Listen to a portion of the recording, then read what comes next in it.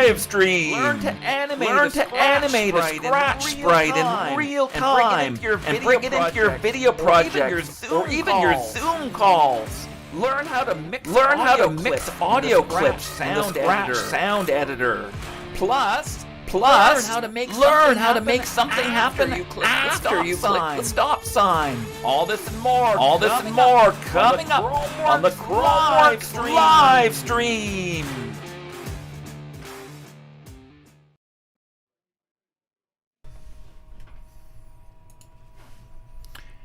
Hey, and welcome back to the Chromeworks live stream. It's me, Mr. Tomek, back here again with my... perhaps you guys noticed something a little different here today.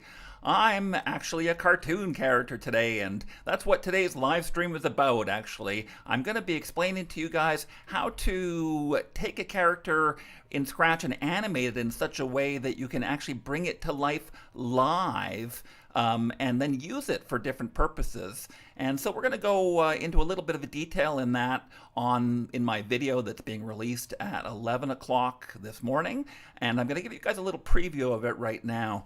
Let's go to my live game screen here and you can see what's going on. Oh no, I'm still up here as well. So as you guys can see, I've got this animated character. I put it up against a green screen, and it's running in my OBS software where I'm using it to present my image of myself. And I think it's actually quite cool. Sorry, it's a bit distracting though, so I'm going to get rid of it now, and I'll get myself back on screen if you just give me a second here.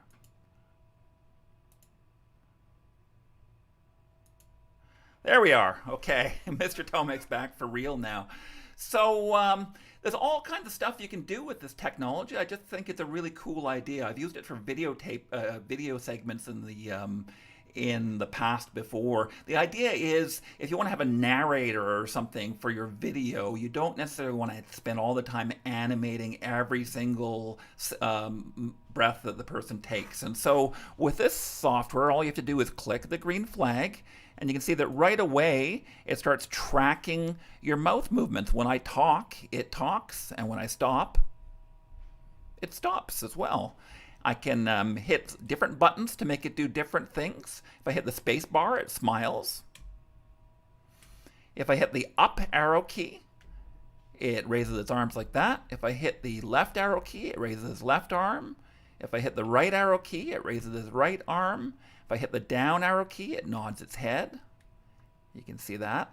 And I think the coolest part of it is this lip syncing feature here, and that just works with sound detection. Let me show you guys the code. It's actually quite cool.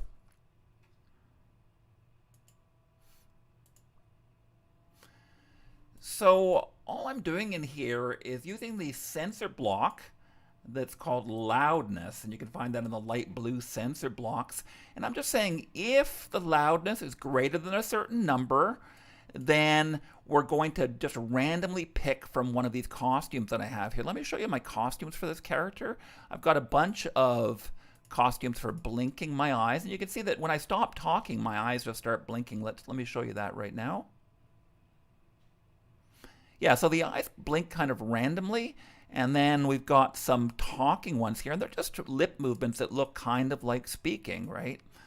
And we just randomly pick from these as we go through.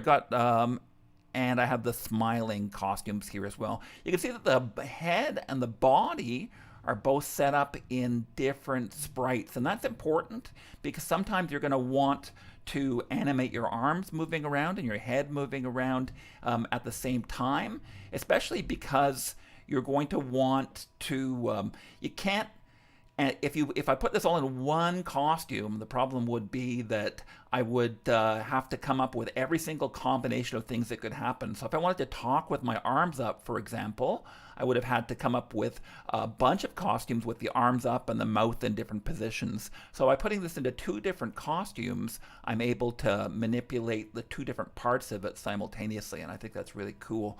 So I'm going to be using this in a little while. I'm going to start using it for interviews, and that was the idea behind it.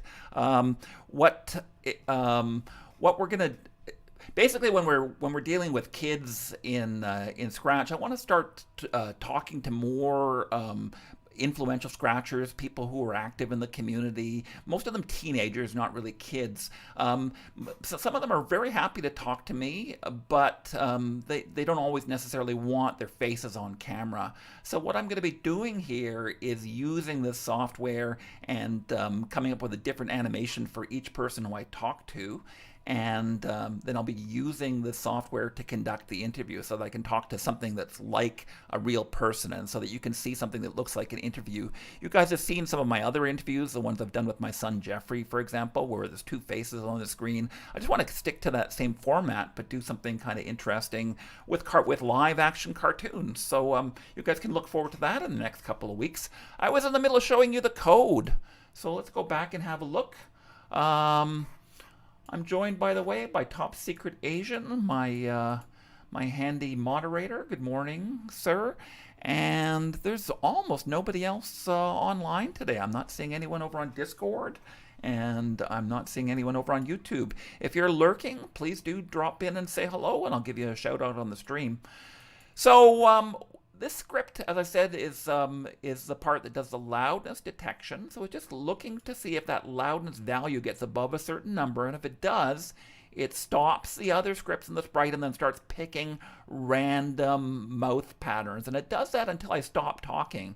As soon as my loudness goes down, which means I've stopped talking, it'll break out of this loop, and then it'll restart the other code inside this sprite as well.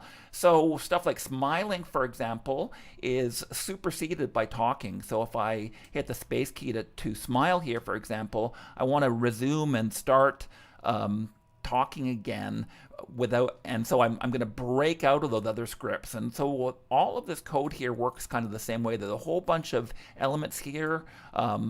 Most of them are triggered by events, and so when the event happens, like the blink here, for example, happens randomly for every 1 to 5 seconds or so, and it stops as soon as I start talking, but then the script automatically restarts it again with this broadcast start animating. So this whole thing is kind of a whole bunch of different little blocks of code that each do a different thing, and they're all being activated and deactivated, and they're activating and deactivating each other, which is really cool. And this is a way that I can get these complex animations going so that the different the costume changes don't interfere with each other.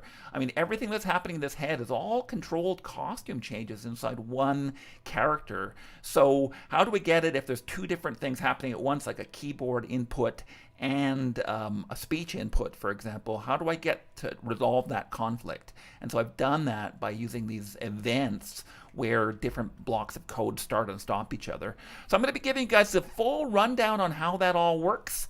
Later on at 11 o'clock Eastern, I'm going to be releasing my finished video tutorial on how I did this, and it just has a few more details of what I've talked about today. So, we've got a good lineup of stuff. My co-op crew went crazy this week making videos for me. So I've got a Story Corner video coming. I've got a game review coming. We have a Scratcher of the Week profile I'm going to show you in a little bit. All kinds of exciting stuff happening. So, looking forward to doing that with you. Let's see what's up first on the lineup. No one, seriously, no one online today. I think everyone slept in today. So hopefully some people will be watching the taped version. But we got crickets here in the studio today, which is a little bit sad. All right, so let's start with Story Corner. You remember Story Corner is a segment that's being done by my co-op student Kevin, where he looks at an example of digital storytelling. I think this is digital storytelling as well, in sort of a live action kind of way. And anyway, so Kevin's doing something today on frame animation, which is the animation style where instead of using coding blocks to move stuff around, you're drawing individual frames of animation inside the background window or the backdrop window in Scratch. So let's have a look at his report right now. Hi everyone, welcome back to Story Corner. My name is Kevin, and today we're going to take a look at a short animation called Leaf Tearing, made by a scratcher called HeroAnimator. Let's dive right into it.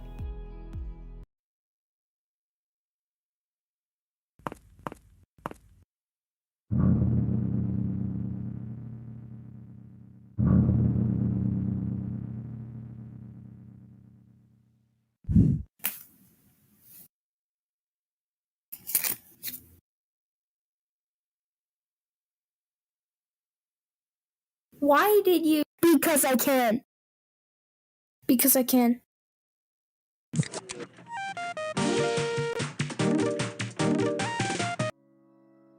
What struck me as interesting about this project was its simplicity.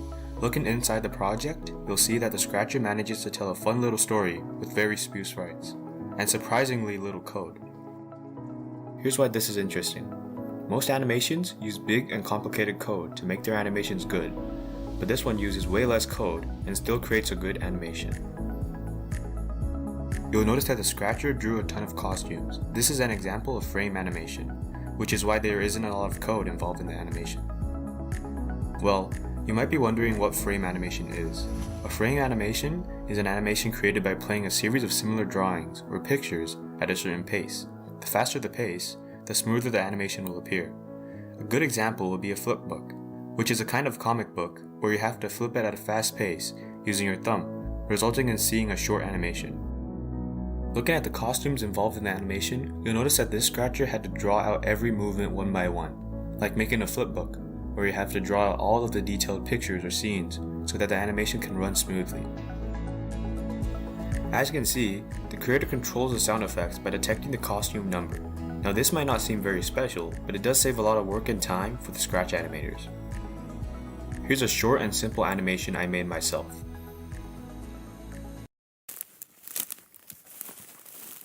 What's up? How's it going? It's not much, but it is something. Let's take a look inside. As you can see, I used a similar code as the previous creator, except mine is shorter. To make this animation, I first drew out a stickman that walked from the left, and then made a similar one that would walk from the right. If you don't feel like drawing it all out, you can also go online and upload a GIF into the costumes. Let's take a look at the costumes. As you can see, I drew out every movement the stickman will do. This might seem like a lot of work, but it's actually quite simple. First, I drew out a stickman. Then, I moved his arms and legs based on what I wanted him to do and where I wanted it to go.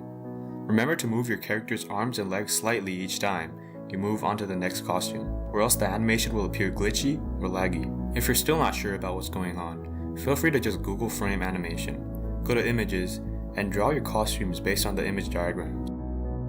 After you've done the costume drawing process, everything else will be much quicker. Now let's take a look at the coding part.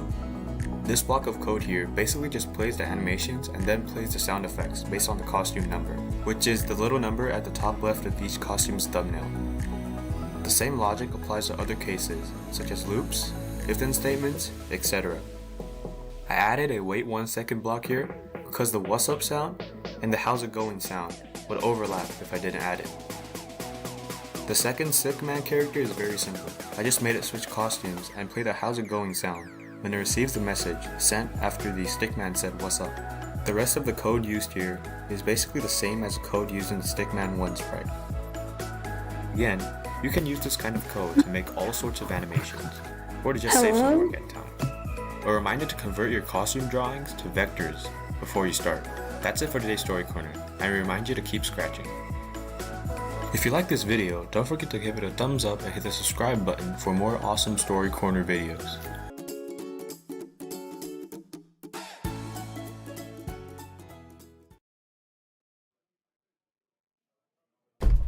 Well, thanks for that, Kevin. That was yeah. I've been playing around with this frame animation concept for a while, and it was nice to see a little Story Corner video on that.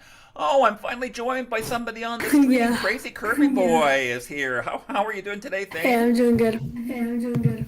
Good, good. Yeah, it seems really quiet. I don't know. There, a top secret Asian here is suggesting that maybe it's the time change that some people are confused about when the stream is starting or something, or maybe it's just a rainy day like it is here in Ottawa, and everyone's okay. sleeping in. So, what have you been up to lately? Have you been making anything?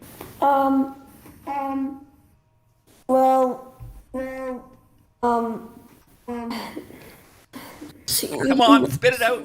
I'm gonna look at my projects. I can't really remember, but Okay. So you haven't been super busy with Scratch, or you would remember, I'm sure. Anyway. yeah. Okay. All right. Well, I had Let's to move play along my new here. game a little bit. Yeah. Well, we had a little preview of that the last time, eh? Yeah. Anyway, so let's move along here, sir. Unless you have anything more interesting to say, I think I'm gonna just move along here. So I wanted to talk about Scratch add-ons. I've mentioned this a couple of times before, and it's just a fantastic little plugin. You can find it on the Chrome Web Store, and it just takes Scratch and puts it into overdrive with all kinds of cool new features, and they keep adding new features to it. So this is the settings page in Scratch add-ons, and you can see there's just hundreds and hundreds of little buttons here, and every couple of weeks they seem to find a new one, a new little knob to tweak or twiddle that makes Scratch even better. And I'm really excited about one of the new ones that just got put up a little while ago. You can just go to featured new add-on. There's one here called Search Bar on My Stuff. And there's a little checkbox over here that we can check off that will turn it on. And this might not mean a lot to you guys, but for people like me who make tons and tons of Scratch projects, it's a big deal to have a search bar here. Let me show you my My Stuff window. It's a little bit crowded. Oh, there we go. So I just have hundreds and hundreds and hundreds of Scratch projects here, and every once in a while someone asks me about an old project that I worked on ages ago, and I have to go looking for it, and sometimes it means scrolling through dozens of pages of this output. I'm not even sure how many projects. I have 1,400 projects in here. I think the Scratch team is not impressed by how much space I'm taking up on their hard drive. Anyway, but so if I'm looking for any of them, I can go searching for them now in this new search window. This is not a regular feature of Scratch, but as soon as I click that little add-on, suddenly I get a little search bar window up here, and I can type any kind of search I'm looking for here. So, for example, I'm going to search for the word animation, since I know I'm going to find a hit on that. And so it will bring up the first one that it finds. If you have tons of projects like I do, you might have to load more, and it'll continue searching, and it might take a while. So here's one I did for animating on a 4-point Bezier curve that I did way back in June. And I can keep loading more. And this is a heck of a lot faster than searching through all the files that you've done over the course of years. If you have a ton of them the way that I do, it's a super helpful little trick. Anyway, so I just wanted to give another plug to the makers of Scratch add-ons, who I think have added another really neat little feature to their software. I'm going to keep telling you about more of this stuff as it comes out anyway, but oh, I have a text here from Funny Animator Jim. He says he's heading his way here. Oh, he's in here right now. He's in the Discord. Good morning, Jim. Good morning, Mr. T. I just woke up, and when I joined, I just woke up 1 or 2 minutes ago. Oh, man, I've been up for like 5 hours already, dude. Okay, well, I remember being young once and sleeping till noon. It was fun at the time. I can't do it anymore, though. So, I don't know if you had a look at my little avatar version of myself that I did. Let me I saw to you again. a little bit in the earlier parts of the stream. You're doing something with Paddler Games, right? And that's customizable or something? Yeah, let me show you what I got going here. Whoops. So, I've got I've taken Paddler Games sprite and animated it so that it moves its lips when I move my lips, and I can make it smile or raise his arms one at a time. I can make him nod and do other stuff. And so the idea is we're going to put this into the little interview window so that I'll be able to interview people, or I'll be using different versions of this sprite, but the idea is I'll be using it to do interviews with people who aren't able to put their faces on camera. And I just thought that was a fun little project. Oh, that's a really great idea. Yeah, so I had a lot of fun with it. You can see I've got a different version of it here. Oh, I disconnected it. Here we go. So I can put it into the corner here, for example. So I've actually just taken the project and put it up against a green screen, as you can see here. And that is how I'm getting it into OBS. And from there, I'm just outputting the signal. I can put it out to a virtual camera at that point and do all sorts of cool stuff with it. So yeah, Yeah, that's that's the fun awesome, thing I've been too. Too working bad on. he's not here because he could have been talking and then he could have had this. Well, when he Yeah. does show up, you can use it. Yeah, so I will be. I think Paddler is actually out of town this week, but when he gets back home, we're going to do this interview and run it perhaps next week or the week after. Anyway, so I'm excited to do that. Anyway, so I've got more content here for you guys. We have another game review from Abraham, one of my co-op students who's been doing a fantastic job reviewing popular recent Scratch releases. He's got a really fun game here today called Avocado Pit, and I wanted to show that to you right now.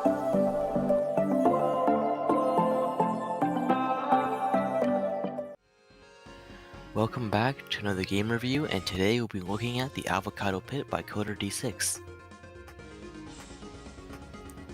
This game has a very simple combat system, consisting of ejecting your pit and hitting enemies with it.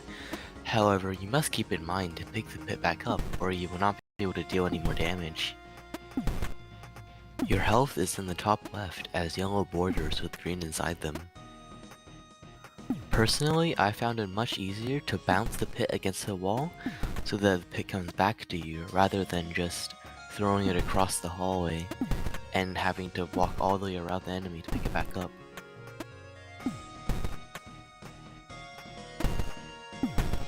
Here's our first encounter with the pineapple mob.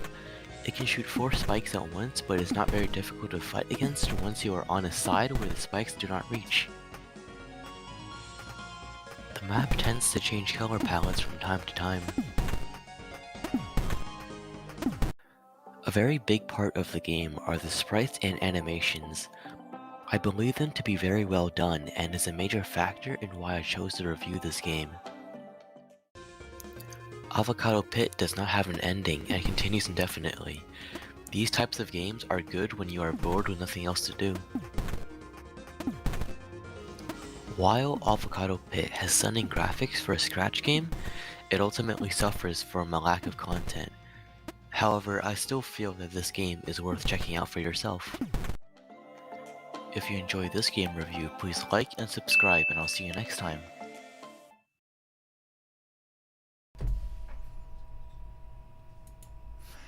Well, thanks for that report, Abraham. So yeah, Avocado Pit, a really great game. I'm going to link it in the file description after this session here, so you can look forward to seeing it. Have you played it before, Zane? Yeah, I have. I've played it a few times actually, and I've played a few of his other games. Coder D6. Okay, I don't think I've seen any of his work. Let's go have a look at his body of work here and see what else he's made. So yeah, it doesn't say anything else about him personally. Oh man, he has 48 projects shared, and Oh, I've seen a few of these. yeah. So it looks like he definitely gets some good hits on his projects. He's getting a lot of love from the Scratch community. So yeah, this is a very professional looking game, by the way. You can see it very much has an arcadey feel, like the old arcade games from the 1980s when I started playing video games. Even the start screen and the way it's set up. Yeah, here that's what is, he's going. That's what he goes for his projects. Yeah, definitely has a really professional arcadey feel to it. Even the transitions and stuff like that, the way the characters bounce. This is just a beautiful example of retro gaming. Anyway, I don't recall how to fire in here. I haven't played how to fire your avocado. It's space or wait, space or mouse, I think. Or you point, no wait, you point your mouse. Point your mouse it's a at the mouse thing. thing, and then it will shoot. Yeah, I got it now. Pick it back up. Yeah, okay. Yeah, I got it now. And you got to pick it back up again after you throw it. Oh, that's an interesting idea. Oh, that's so cool. All right. There we go. And then you have to run around and pick it up. I hadn't actually played the game yet. It's actually quite cool. I like it. Anyway, but the graphics are, as Abraham said, are quite impressive. Like, I love the shadow effects, and the animations are so smooth. Beautiful bit of coding here. Anyway, I was quite impressed with it. Okay, so I had a conversation, well, briefly on the chat the other day with with a scratcher by the name of Ravid. He's from Australia, and he had a project to share, and I didn't get a chance to share it the other day, and I felt really bad about it. So I went and looked him up and found his stop button detector project that he wanted to show us on the stream, and I thought I'd give you guys a look at it right now. It's actually a really interesting technology. So I was under the impression that once the stop button was pressed, that there was nothing that that would happen, that it basically killed out your entire Scratch project. But it turns out that's not true. There's a little hack you can use here. So that after you hit the stop button, something continues to happen, and this stop button detector takes advantage of that technology. So after I click stop, you see that it switches costumes to the stop sign, and it says stop button pressed. Now this shouldn't technically be possible because you can't say something. Normally, if you have a say block inside of a Scratch project, let me show you right now. I'm just going to get a quick sprite out. So if I get Abby here to say something like hello, for example, when I click the green flag, let's just get her to say it forever here. So when I click the green flag, she talks, but as soon as I stop, she stops talking. So it's bizarre here that the stop button is continuing to talk despite the fact that the stop button has finished. Now you can do all kinds of stuff after the stop button is finished, and I have a little project here that I wanted to show you. Here it is, my own little version of the stop detector. So thanks to Ravid for showing us this cool technology. It turns out that there's an entire entry on this in the Scratch wiki. I was just playing around with this technology anyway, and just wanted to show you how you could play music after the fact as well. So which is pretty wacky. So I'm going to click the green flag here. You can see not much is going on here, but after I click stop, then it's sorry, you can't see me there, but it says don't you dare. Anyway, but so it's playing the music after you stop the file, and it's a really cool way to do like an outro for your Scratch project. So even after someone has stopped playing it, you can give them one final kick in the pants to tell them come back and play my game some more, or hope you enjoyed it, or subscribe to me, like and subscribe, or something along those lines. So a really cool bit of technology. Oh yeah, So a lot of people used to be doing that, and a few years ago they would put some kind of stop detector and say, hey, where are you going? Just, make sure to love and fade first. And I did that a few times, but then I stopped because I thought it was too abrupt or whatever. It's a little annoying, or I can see it being annoying after a while. Yeah, for sure. So let me show you guys the code behind this. There's really nothing to it. All you're doing is resetting a timer forever inside the code here. And so you're bringing it back to 0, and then you have a when timer is greater than a number. You don't even need a real number in here. You can just leave a blank in here if you want. So as soon as you hit the stop button, the timer starts moving forward, and this block here doesn't need a green flag to run, and that's the trick behind it, I think. So as soon as the timer goes, the project continues to run, even though you've already hit the stop sign. Anyway, and so there's not much to it at all, just this kind of code here, and then basically whatever you want to have happen down here. There's certain things that won't work in here, like anything that uses graphic effects won't work in here. You can't have a fade in or fade out, for example, because after the stop button is pressed, it automatically clears out your graphic effects. But there's a ton of other stuff you can do with this, and it's actually quite cool. So thanks again to Ravid, and I'm sorry I didn't get your project on the stream last week, but it did inspire me, so I appreciate your input, sir. Okay, I have a Scratcher of the Week video to show you guys next. It is a fellow named Kevin11. Has anyone on the stream heard of him before? Crickets? Crickets?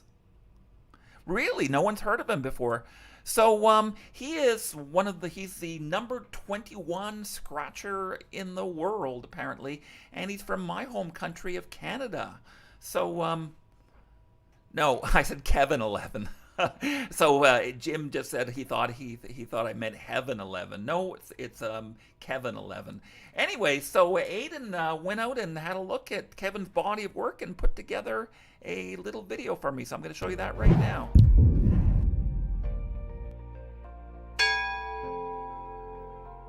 Today on Scratcher of the Week, we're going to be talking about a scratcher named Kevin11. He's from Canada and has almost 26,000 followers. He makes some really fun platforming games and racing games. Now we're going to take a quick look at Kevin11's profile on Scratchdots.com. We can see that he's number 21st in the world with 25,500 followers. We can see he's first in Canada for loves, favorites, and views. And then we can also see some of his top projects by most loves. Now I'll go ahead and show a clip of myself playing one of his most popular games, Phantom Dash. It's a very similar platformer to a game called Doodle Jump, if you've ever heard of it, and it's a whole lot of fun.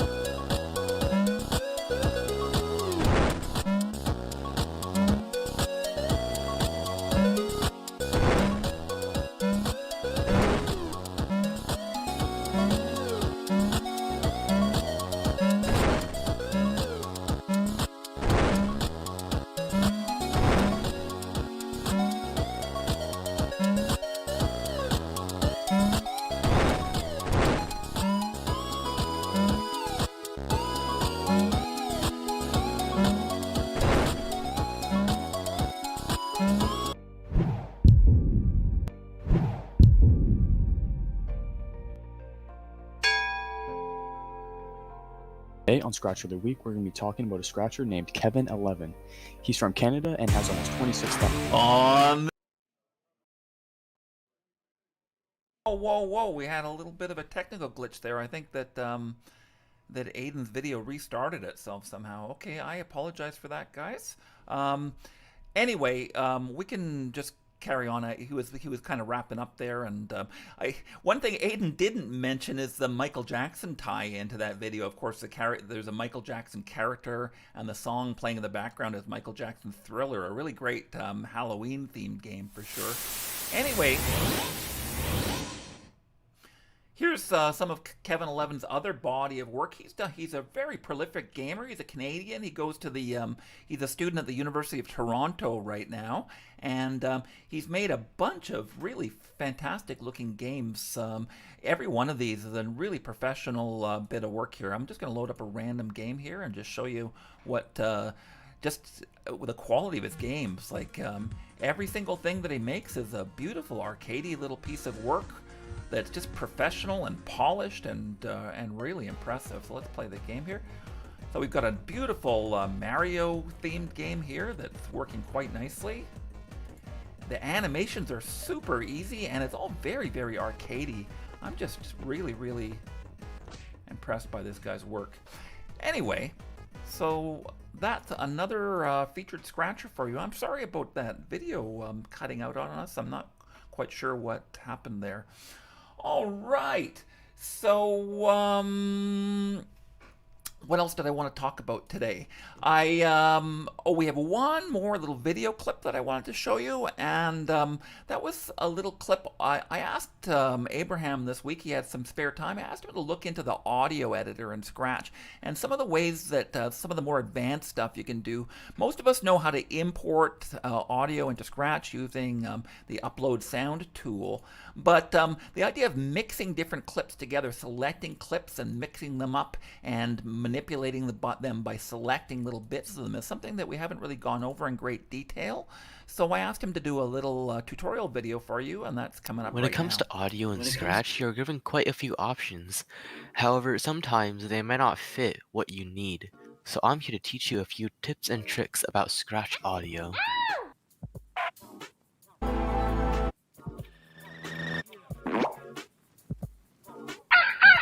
Here's a short project I was working on. I would like to add some sounds to the tractor beam of the UFO, and a sort of humming noise when it's flying.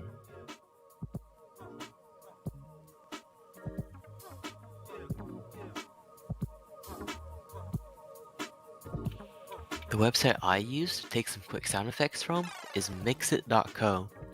Keep in mind, you do not have to specifically use this site. Any source that you can get an audio file from works out just fine.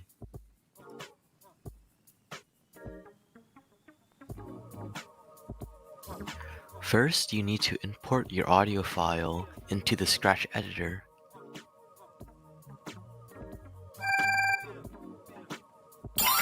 Now copy the audio and paste it into the file you want to add it to.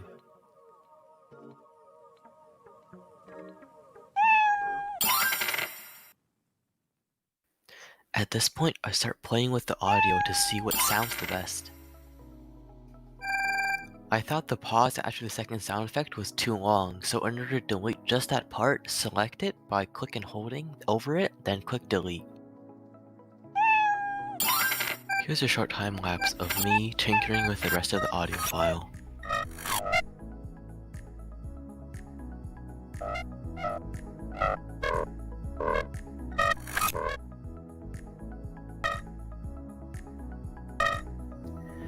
Now that the sound effect for the tractor beam is finished, let's move on to the humming noise for when the ship is flying. The process for the humming noise was largely the same as the tractor beam, so I decided to speed up the video, and I hope you enjoy the time lapse.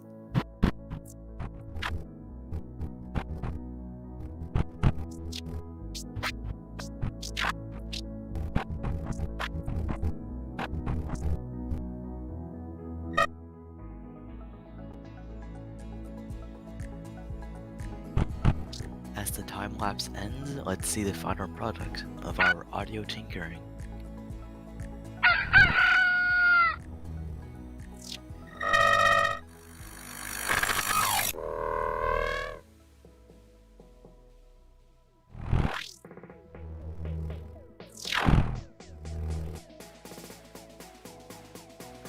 If you enjoyed the Scratch audio tips and tricks, please consider to like and subscribe.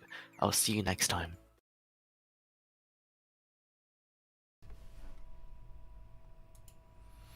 Well, that was fantastic, Abraham. Thank you very much for that. Yeah, so welcome to a couple of users who dropped into the chat. Niklaus31, hello, and A&W Adventures. I'm pretty sure I've seen A&W before, so welcome to you guys. And by all means, tell us a little bit about yourself if you want. We're always interested in what country you come from, especially if you're from outside of North America in particular. We want to hear from you. We always want to know who's watching us from faraway places. Well, now, so I am pretty much out of content here today. I think we're gonna probably cut it a little short today.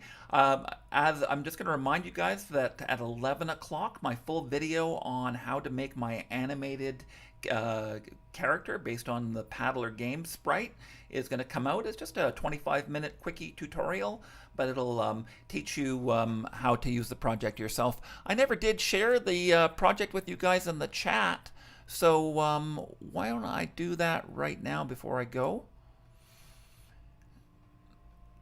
And I'll switch over to that right now again.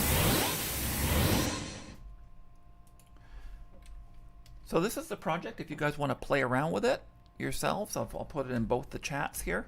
And yeah, just a fun little project. So what I would like you guys to do, if anyone's interested in a little Scratch challenge, is take this code and create your own animations for it. All you have to do is design your own little character in Scratch, and then follow my tutorial and figure out how I made the code here. And then you can animate a character and put them onto a zoom screen or whatever background you want. Remember that there is a green screen function here too. You can just switch the backdrops over and go over to a green backdrop if you want, and that will allow you to broadcast this against other. You can use it, bring it into a video editor, and have it superimposed over your screen while you're narrating something, which I think is a really cool use of the technology. Anyway, thanks again to Paddler Games for supplying the really lovely sprite for me here, and Yeah, so hopefully you guys can do something. If you do make a project, drop me a line. I'd love to see what you made with this, especially if you made a video using this technology. So please let me know. In the meantime, I'm going to sign off for now. It was lovely chatting with everybody, and we're going to see you all. I'll be back next week with another new tutorial.